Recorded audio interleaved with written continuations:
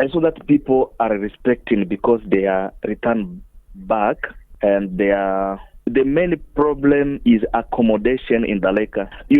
Many people were there when they came direct from their home country. They went to do business, and they started business without constructing their house here in the camp. So some of them don't have a place where they can stay. That is a problem. Some of them are now using the transit because we have a transit sheet in Lisungwi, and we have some churches. So some pastors are assisting people to accommodate them in their churches. First of all, water will be a big challenge because we don't have enough number of boreholes in the camp. As we were here before, people were starving, people were claiming about water. We leaders, we were complaining to UNHCR and the government to add more boreholes in the camp. And then with the big crowd which will be back returning in the camp, I don't know how will be the situation. There have been concerns from locals saying that refugees are taking over businesses. How can you respond to such concerns? That is not true, because when we came from our home country, we found Malawians are doing business, and people were applying to them to start business. They accommodated the refugees, and the refugees, as they had a knowledge of business with the tough life which they found in the camp, they started doing what they are doing without stealing, without doing anything bad to Malawians. I mean, such idea, I cannot agree with them, say that no, they are disturbing Malawians to not doing business in town. No, that is not good. Yeah, maybe that is laziness in another way. So what would be your advice to government as it is initiating this process?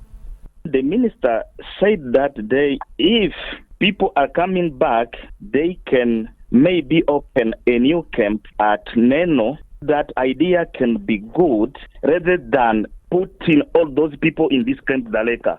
And to open another camp is not only the solution, as you know that the camp are here for more than 27 years. Some of refugees want to return in their home countries, and others, as they fled due to the problem they faced in their country, they are not able to return again in their home country because of insecurity, fearing insecurity. Maybe they are asking UNHCR and the government to facilitate them to go in the said countries like Australia, Canada, Denmark, and the USA. So other refugees want to be here in Malawi doing their business, as they said that CRRF are there to improve what? To improve self-reliance and free movement for refugees. They said that they will do some review, because 1951 convention said that refugees should remain only in the camp. So when they came with the system of CRRF, they assured people that the Malawi laws will be reviewed. In that system, maybe they can allow some of us with documentation which we allow them to be doing their business in town. With that system, that can be good, because the durable solution is now needed here in the camp, because some of us are here more than 25 years. We will not be refugees until the end of life. What I'm saying is that the government should, as of now, set aside that order and not proceed to let refugees go back to the refugee camp. I think there are a couple of reasons. I'm speaking this as a human rights lawyer. The first issue is that when you look at that, you'll find that it violates our constitution, which is Section 20, which prohibits discrimination. You will find that on the face of it, it looks like refugees are being discriminated on the basis of their refugee status to live in certain communities. The second issue I'm trying to raise is that this is an old issue. It dates back as far as 2003. If you go back, you notice that the government issued similar notices in 2003 and 2006. You will notice that refugees never went back.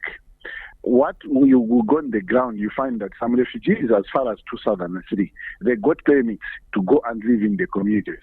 Then you ask a question as to what has gone wrong now. What happened to those permits? And those permits were how long? Why did the government, in first place, allow them to go to the communities? And then what has changed now? The third reason I'm trying to raise is that when you look from the day of the notice to Wednesday, it is a very short notice.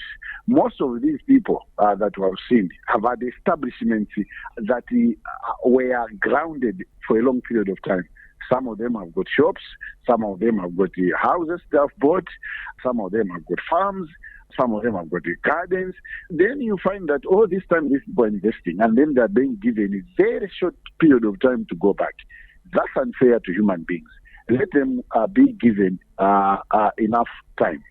The other issue is that the government has not explained to us on what has gone wrong, especially that this is not an issue. This issue has been going on for almost 25 years. We want to understand what has gone wrong. Yes, that maybe government may not be able to tell us actual reasons, because maybe there are other reasons, maybe it may be security reasons.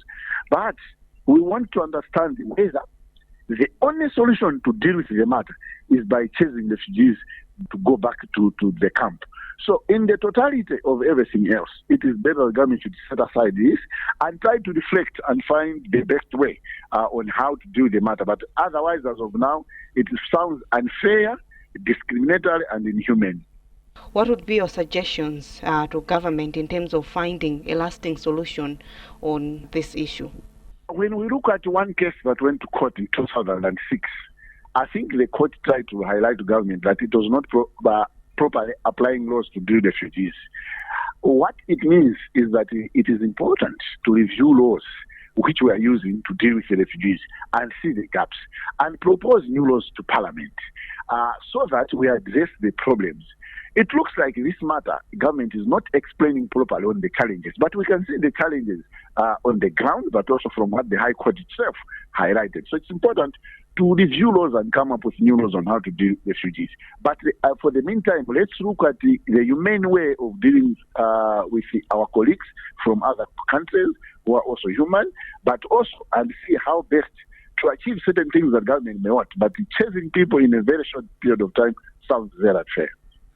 Well, the meeting was to do with sharing the final plan, the reallocation plan. You might recall that we made an order that all refugees and asylum seekers should return back to Dzaleka, and quite a number of stakeholders were involved. They formed a task force, and the police was sharing their plan, the immigration, they were sharing their plan, and everybody else. And this was a time that we're meeting and also reflecting, because some of the refugees also raised some challenges during the consultative meetings that we had with them.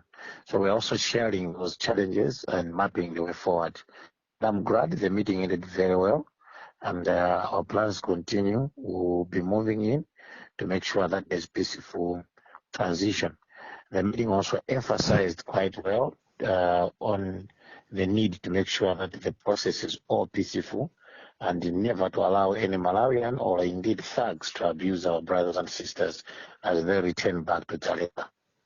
We heard that some stakeholders were against the decision and were asking government to reverse that decision. Would you explain more on this?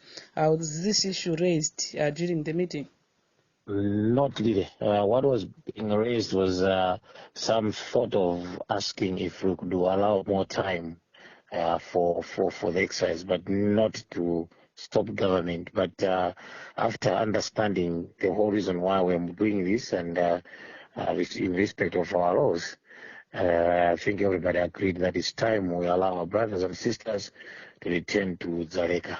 We also discussed quite a number of challenges that we may be able to face, but that's why we planned this for some time, and we are there to make sure that everything goes on smoothly.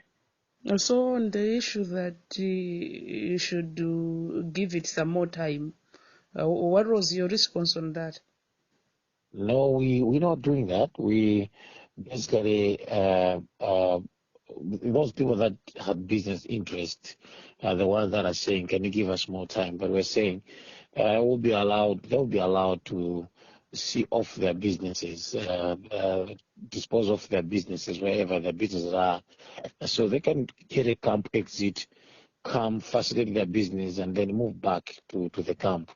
But that would be done while they are residing from the camp. So there's nothing that is stopping the exercise. We also clarified on others who felt that by getting married to a Malawian, eventually then they have gotten the proper documentation. We appreciate those issues, but we have emphasized that even if you're married to a Malawian or you're married to a Rwandan, but you still have to go on and process documentations that are required by law. So we're moving on with our exercise. The major emphasis is peaceful transition, and also to ask Malawians to maintain peace and never to allow anyone to abuse our brothers and sisters. And again, just to reiterate that the Malawi police is ready to make sure that if there will be anyone trying to cause confusion, I think the law will take its course.